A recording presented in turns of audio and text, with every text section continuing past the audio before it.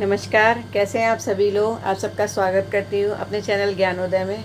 तो जैसा कि आप सभी को पता है कि इस समय हम लोग भक्ति काल के विभिन्न विषयों पर चर्चा कर रहे हैं। आदिकाल हमने कंप्लीट कर लिया है। जो भी चीज़ें जो भी छुटपुट थोड़ी बहुत रह गई हैं वो मैं लगातार आपको वीडियोज़ में देती जा रही हूँ। ठीक है। जो प्रमुख रचनाकार हैं आदिकाल के, उनकी एक सीरीज़ स्टार्ट कर दी है मैंने, जिसमें आपको विद्यापति और अमीर खुसरो के विषय में बता दिया है।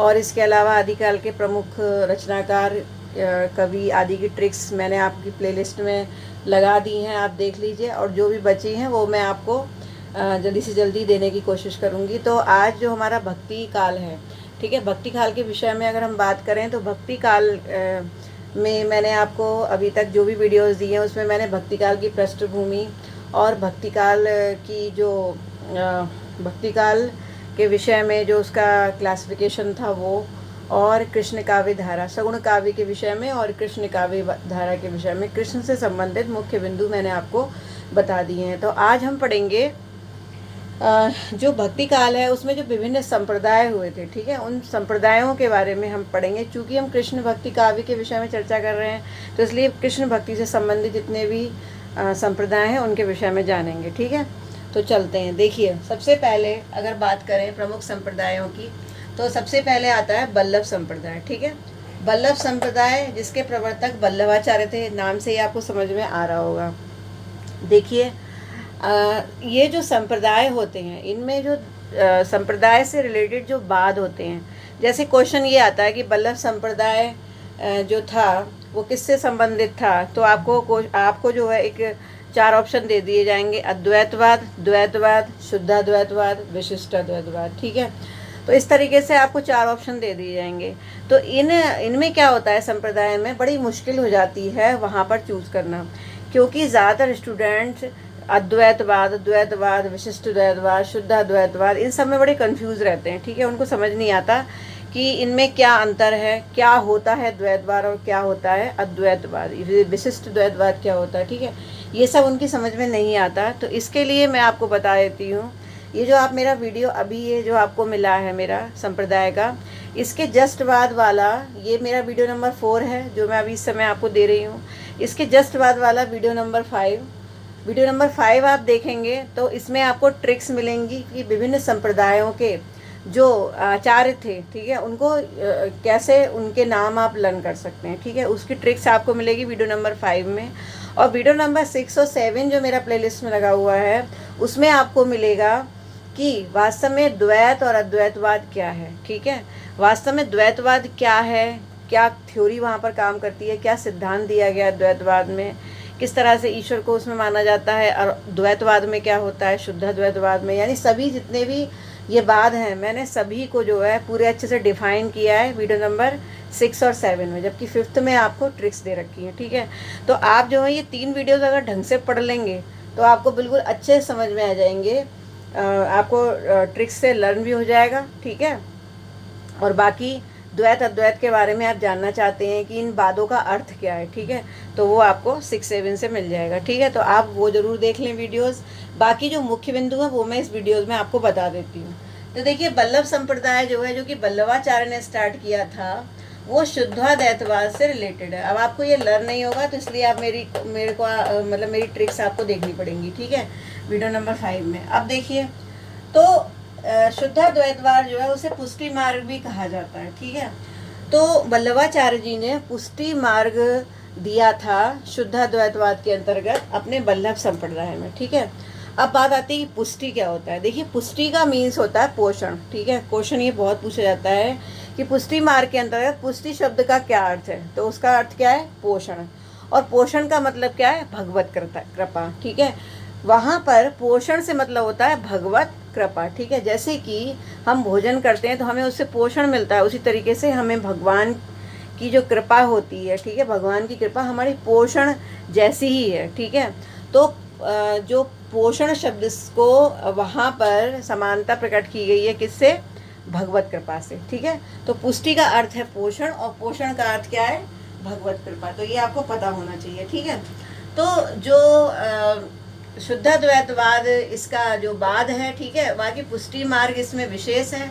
इसके अलावा इसकी जो भक्ति है, ठीक है, इसकी जो भक्ति है उसको रागानुगा भक्ति कहते हैं। रागानुगा का मतलब जिसमें राग हो, ईश्वर के प्रति अनुराग हो, ठीक है, राग और अनुराग की स्थिति हो ईश्वर के प्रति, तो उसे हम क्या बोलेंगे, रागानुगा भक्ति। ये बहुत पूछी जाती है, कौन सी भक्ति है वल्लभ संप्रदाय के अंतर्गत, रागानुगा भक्ति। इस संप्रदाय के अंतर्गत जो है ये माना जाता है कि जो भगवान है, ठीक है, जैसे कोई बच्चा होता है वो स्वयं को अपने बड़ों के प्रति जो है, मतलब वो जो कोई भी बच्चा होता है उसे अब जैसे उसकी माँ होती है, ठीक है, तो वो उससे संरक्षण महसूस करता है, उससे सिक्योरिटी महसूस करता है।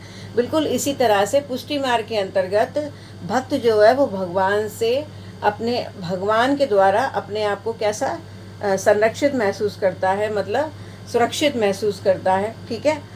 तो ये जो पुष्टि मार्ग है इसके अंतर्गत यही कहा गया है कि जो भक्त अपने को भगवान के आश्रय में सर्वथा छोड़ देता है, वास्तव में वही सच्चा भक्त है, ठीक है। मैं थोड़ा थोड़ा स्पेस आपको दे देती हूँ क्योंकि आप नोट करते हैं, आपको स्क्रीनशॉट लेना हुआ करे तो वो ले लिया करिए, थोड़ा मैं बोर्ड को छोड़ देती हूँ इसीलिए कुछ देर के लिए, ठीक है। तो जो भक्त अपने भगवान की जो है सेवा करता है वही वास्तव में सच्चा भक्त है, यानी सब कुछ भगवान पर छोड़ देता है, ठीक है। जैसे गीता में जो है एक आपको श्लोक भी मिलेगा, ठीक है, गीता में आपको एक श्लोक भी मिलेगा कि सर्वधर्मान परित्यज्य मायकम शरणम ब्रजा, ठीक है, सर्वधर्मान परित्यज्य मायकम शरणम ब्रजा। तो ये जो है जो ये मंत्र, ये जो श्लोक दिया गया है, ये भगवान श्री कृष्ण के द्वारा गीता में लिखा गया है कि सभी धर्मों को त्याग करके मामेकम शरणम ब्रज, मेरी जो है शरण में जो आ जाए वही सच्चा भक्त है, ठीक है। तो इस तरह से जो ये पूरा मैंने आपको बताया ये पुष्टि मार्ग के अंतर्गत आता है, जो कि वल्लभाचार्य ने दिया था, ठीक है। सॉरी। अब देखिए, जो वल्लभाचार्य थे उन्होंने ये ग्रंथ लिखे थे, ये उनके ग्रंथों के नाम है पूर्व मीमांसा भाष्य, अणु भाष्य, श्रीमद् भागवत सूक्ष्म टीका, तत्वदीप निबंध, ठीक है। तो ये जो है वल्लभाचार्य जी के प्रमुख 4 ग्रंथों का जो है 4 ग्रंथ मैंने आपको बताए, जिसमें से जो अणु भाष्य है, ठीक है, अणु भाष्य जो ग्रंथ है वो बहुत अधिक इम्पोर्टेंट है, ठीक है। कौन सा? अणु भाष्य, ठीक है। अणु भाष्य पर क्वेश्चन आता है कभी कभी। अष्टछाप के जितने भी कवि हैं वो सब वल्लभ संप्रदाय के अंतर्गत आते हैं, और वल्लभ संप्रदाय में जो अष्टछाप कवि हैं 1565 में जो है वो अष्टछाप की स्थापना हुई थी। वल्लभाचार्य के पुत्र विठल स्वामी ने इसकी स्थापना की थी। अगर आप अष्टछाप के कवियों के विषय में जानना चाहते हैं तो मेरा वीडियो नंबर 8 जो है वो देखेंगे, सभी वीडियोस मैंने लाइन से लगा दिए हैं, तो वीडियो नंबर आप 8 में अष्टछाप के सभी कवियों को ट्रिक से याद कर सकते हैं, ठीक है। तो वहाँ पे आपको पता चल जाएगा कि अष्टछाप की स्थापना कब हुई, उसके विषय में जितनी भी जानकारी है वो सब आपको मिल जाएगी अष्टछाप के विषय में, ठीक है। तो अष्टछाप के जितने भी जो विद्वान थे, जो भी भक्त थे, वो सब आते हैं वल्लभ संप्रदाय के अंतर्गत। और उन्होंने जब गोवर्धन पर्वत पर श्रीनाथ जी का मंदिर जब बन गया था तो वहीं पर जाकर उन्होंने अपना कीर्तन किया था, ठीक है। और यहाँ पर जो है जो आपका पुष्टि मार्ग है, ठीक है, पुष्टि मार्ग के अंतर्गत ये कहा गया है, मेन बात जो है वहाँ पर ये बताया गया है कि अष्टयाम के बारे में बताया, यानी 8 प्रहर के बारे में बताया है कि, ठीक है। तो इसमें 8 प्रहर दिए गए हैं। इन 8 प्रहरों में जो है पूजा आराधना बताई गई है, ठीक है। तो अपने आप जो श्रीनाथ जी का मंदिर था उसमें उस संप्रदाय ने उसका केंद्र बनाया श्रीनाथ जी के मंदिर को गोवर्धन पे जो है, और यहाँ पर अष्टयाम कीर्तन चलता रहता है। अष्टयाम कीर्तन का मतलब 8 प्रहर, आपको मालूम है प्रहर 8 प्रकार के होते हैं, तो 8 प्रहर जो है वो कीर्तन चलता रहता है। तो अगर आपसे पूछा जाए कि अष्टयाम प्रहर का जो कीर्तन है वो किस संप्रदाय के अंतर्गत बताया गया है, तो वो क्या होगा? वल्लभ संप्रदाय। पुष्टि मार्ग किस संप्रदाय के अंतर्गत है? वल्लभ संप्रदाय। तो ये सब चीज़ें आपको पता होनी चाहिए, ठीक है। अगर आपको ये लर्न नहीं होती तो ये अगर आप कहेंगे तो मैं ये ट्रिक से आपको बता दूंगी कि इनके ग्रंथों के नाम, ठीक है। ये देखिए टीजीटी में नहीं आते, लेकिन पीजीटी और नेट के लिए इम्पोर्टेंट है जो ग्रंथों के नाम है। टीजीटी में ज़्यादा से ज़्यादा ये पूछा जाए कि वल्लभ संप्रदाय के अंतर्गत कौन सा बात आता है? शुद्ध अद्वैतवाद। पुष्टि मार्ग पर क्वेश्चन आ जाएगा रागानुगा भक्ति पर, लेकिन ये जो है बहुत अंदर की बात है तो इस पर क्वेश्चन नहीं। और इसमें जो वल्लभ संप्रदाय है, इसमें पूर्ण परमेश्वर ब्रह्म को ही सब कुछ माना जाता है, यानी भगवान श्री कृष्ण को पूर्ण परमेश्वर ब्रह्म जो है माना गया है। ठीक है, उसके बाद आता है निम्बार्क संप्रदाय। अब देखिए, निम्बार्क संप्रदाय आपको नाम से ही समझ में आ रहा होगा, निम्बकाचार्य के द्वारा लिया गया। इसका जो बाद है वो है द्वैताद्वैतवाद।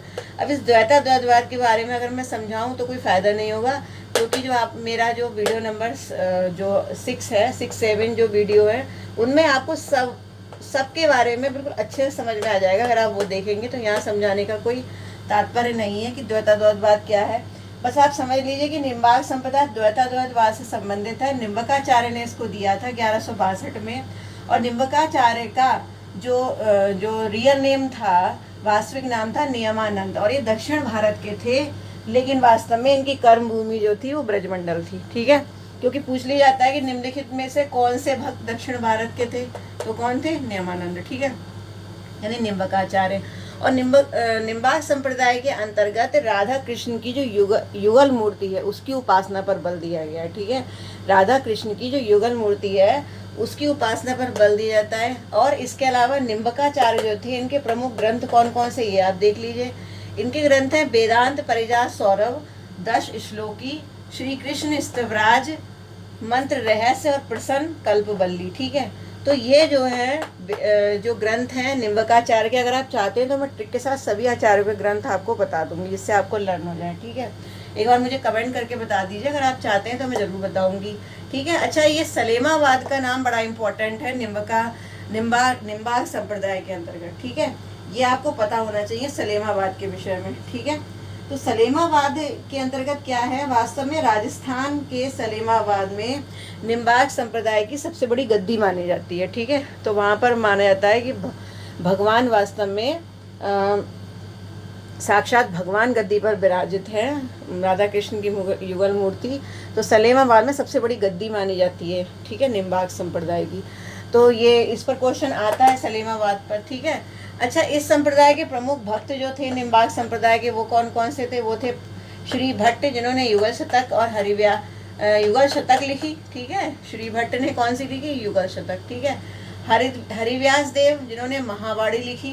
परशुराम देव, जिन्होंने परशुराम सागर लिखा। तो ये इनकी कुछ रचनाओं के नाम है। तो ये प्रमुख भक्त थे किसके? निम्बार्क संप्रदाय के। ठीक है, देखिए, ये जो वीडियो है मोस्ट मैं आपको बता रही हूँ, इसमें जो ऊपरी बातें हैं वो टीजीटी में पूछी जाती है, लेकिन अब जैसे मैंने ये भक्तों के बारे में बताया, इनकी प्रमुख रचनाओं के बारे में बताया, तो ठीक है, ये ज़्यादातर पीजीटी और नेट में ही पूछी जाती है। अब देखिए, यहाँ से सिर्फ टीजीटी के लिए इतना बनेगा कि द्वैताद्वैतवाद, निम्बार्क संप्रदाय, निम्बकाचार्य, नियमानंद, दक्षिण भारत, ब्रजमंडल, ये ऊपर जो लाइनें लिखी हैं, राधा कृष्ण की युगल मूर्ति की उपासना, इतना पूछा जाता है टीजीटी में। ठीक है, बाकी ये जो अंदर की बातें हैं, ये गहराई से पढ़ने वाली, ये सब पीजीटी और नेट की है। ठीक है, अब इसके बाद आता है राधा वल्लभ संप्रदाय। अब देखिए, राधा वल्लभ संप्रदाय जो था, वास्तव में इसके जो प्रवर्तक थे वो हित हरिवंश थे। ठीक है, हित हरिवंश इसके प्रवर्तक थे। और इस संप्रदाय की विशेष बात यह है कि इसमें राधा को प्रमुख माना जाता है। ठीक है, यानी कृष्ण से भी ज़्यादा, हालांकि कृष्ण के साथ ही माना जाता है, लेकिन राधा को विशेष जो है स्थान दिया गया है। किसमें?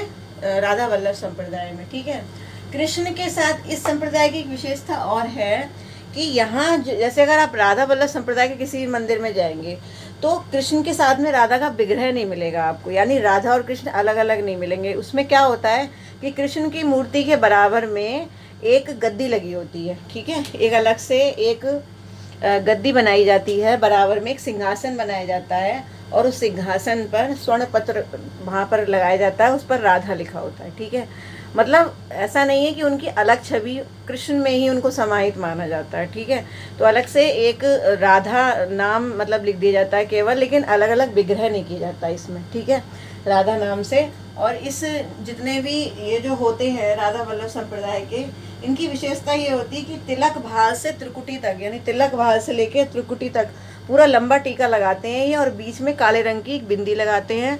उस बिंदी, वो जो बिंदी होती है वो राधा का प्रतीक होती है। ठीक है, इस संप्रदाय के लोगों की विशेषता होती है। आप जाए वृंदावन में ऐसे मंदिर, इनके मंदिर बहुत अधिक मिलते हैं। ठीक है, तो ये राधा वल्लभ संप्रदाय है। इसमें राधा का कृष्ण मतलब राधा कृष्ण के साथ राधा का विग्रह नहीं है, ये इंपॉर्टेंट बात है। ठीक है, इसके प्रमुख मंदिर वृंदावन में है। अच्छा, प्रमुख भक्त कौन कौन से थे राधा वल्लभ संप्रदाय के? जैसे हित हरिवंश थे, जिन्होंने हित 84 और स्फुटवाड़ी ये 2 लिखी थी, बहुत पूछी जाती है परीक्षाओं में। दामोदर दास थे, हरिराम व्यास थे जिन्होंने व्यासवाड़ी लिखी, ध्रुव दास थे जिन्होंने 42 ग्रंथ लिखे टोटल। इनके ग्रंथों के नाम जैसे 3 दे रखे इम्पोर्टेंट, जीव दशा लीला, रंग विनोद लीला और नित्य विलास लीला। ठीक है, अगर आपको दिख नहीं रहा है तो मैंने आपको बता दिए, जीव दशा लीला, रंग विनोद लीला और नित्य विलास लीला ये लिखे। इसके अलावा नेही नागरी दास हैं राधा वल्लभ संप्रदाय के, इन्होंने हितवाड़ी लिखी है। ठीक है, तो ये कुछ इम्पोर्टेंट रचनाएं थी इनके भक्तों की, विशेष जो भक्त थे राधा वल्लभ संप्रदाय के, तो उनके बारे में मैंने आपको बताया। ठीक है, अब चलते हैं आगे। इसके बाद नेक्स्ट नंबर पर आता है हरिदासी संप्रदाय। ठीक है, हरिदासी संप्रदाय जो था इसको सखी संप्रदाय भी कहते हैं। ठीक है, और सखी संप्रदाय या हरिदासी संप्रदाय के जो प्रवर्तक थे वो स्वामी हरिदास थे, जो कि प्रसिद्ध संगीतज्ञ भी थे। इनका जो समय है वो 1478 से माना जाता है। ठीक है, इनका समय जो है वो कहाँ से कहाँ तक है? 1478 से। ठीक है, तो 1478 आपको विशेष रूप से ध्यान रखना है। इनका समय 1573 तक का माना जाता है, 1478 से 1573 तक का। तो सखी संप्रदाय के प्रवर्तक थे। अब बात ये आती है कि इसको सखी संप्रदाय क्यों कहा गया है?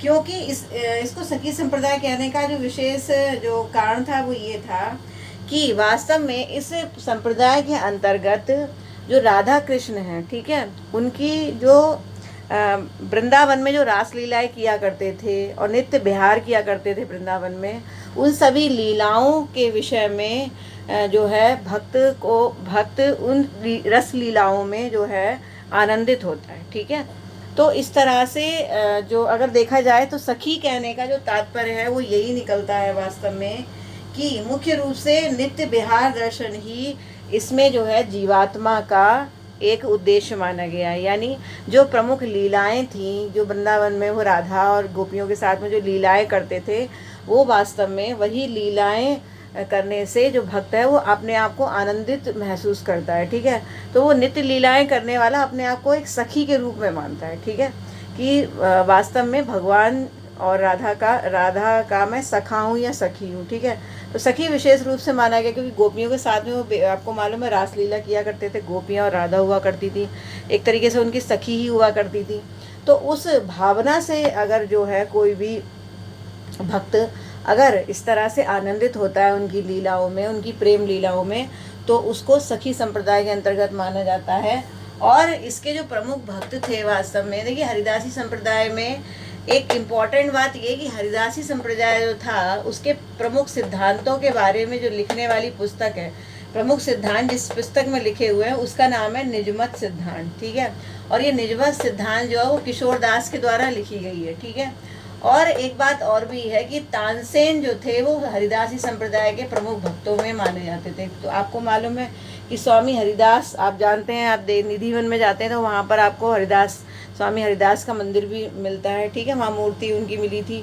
तो और स्वामी हरिदास जो है वो गुरु थे तानसेन के, आपको पता है। तो तानसेन भी हरिदास संप्रदाय के अंतर्गत ही माने जाते हैं। ठीक है, हरिदास ने कौन कौन से ग्रंथ लिखे थे? केलीमाल और सिद्धांत पर। ठीक है, ये 2 लिखे थे। जो केलीमाल है वो रसमयी रचना है, विभिन्न श्रृंगार रस वियोग रस संबंधी रचना है। कौन सी? केलीमाल। ठीक है, बहुत इंपॉर्टेंट है, पूछी जाती है हरिदास की। और इसके अलावा इस संप्रदाय के प्रमुख भक्त होते थे स्वामी हरिदास, जगन्नाथ गोस्वामी, विठल विपुल स्वामी और बिहारी दास। ठीक है, तो ये जो है ये हरिदास संप्रदाय के प्रमुख भक्त थे। ठीक है, जिसको सखी संप्रदाय भी हम कह सकते हैं। इसके बाद देखिए हमारा जो अगला संप्रदाय है वो है चैतन्य संप्रदाय, जो है मैं श्री कृष्ण भगवान से संबंधित संप्रदाय आपको बता रही हूँ। ठीक है, और कुछ संप्रदाय और भी हैं, वो और भी मैं आपको एक वीडियो में दे दूंगी। ठीक है, लेकिन जो मुख्य संप्रदाय हैं भगवान कृष्ण से संबंधित वो सब मैं आपको बता रही हूँ। 5वां संप्रदाय है चैतन्य संप्रदाय। तो चैतन्य संप्रदाय को गौड़ीय संप्रदाय भी नाम दिया गया है। ठीक है, और ये चैतन्य महाप्रभु इसके जो प्रवर्तक थे ये बंगाल के थे। इनके जो अन्य नाम है, इनको निमाई भी कहा करते थे। ठीक है, या विश्वम्भर भी इनका नाम है। ठीक है, निमाई या फिर विश्वम्भर, और इनका एक प्रचलित नाम है गौरांग। ठीक है, गौरांग नाम से ये प्रचलित थे। ये बहुत ही अच्छे क्वेश्चंस में आते हैं, ये आप ध्यान रखिए इनके नाम। ठीक है, निमाई, विश्वम्भर और गौरांग, ये तीनों नाम चैतन्य महाप्रभु के थे। इनका समय काल 1486 से 1533 तक माना जाता है।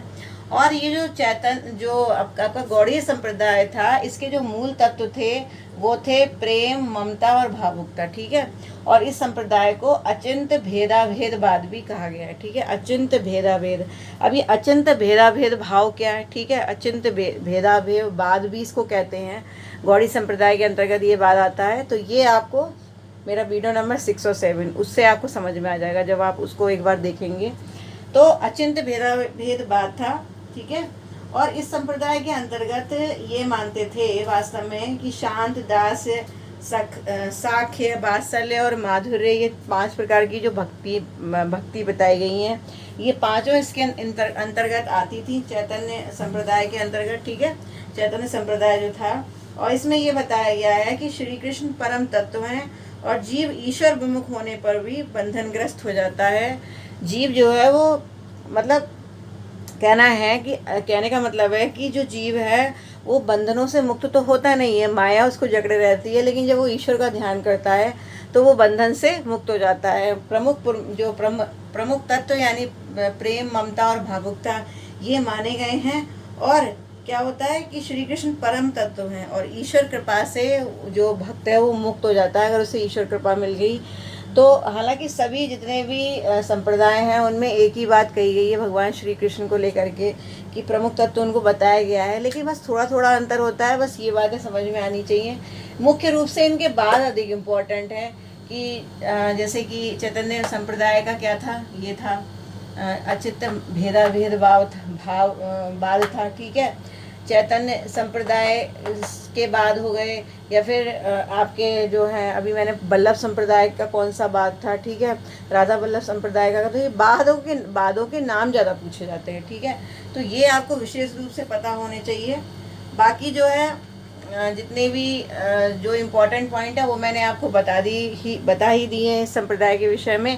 तो कृष्ण संप्रदाय मैंने लगभग कंप्लीट करवा दिए हैं। इसके अलावा और भी संप्रदाय आते हैं। ठीक है, बहुत से संप्रदायों के नाम है। विष्णुई संप्रदाय हो गया, सहजिया संप्रदाय हो गया, और आपका जो है ये अभी तो रामानुजाचार्य जो है उन्होंने क्या सिद्धांत दिया था, शंकराचार्य ने क्या सिद्धांत दिया था, और भी बहुत से संप्रदाय अभी हैं।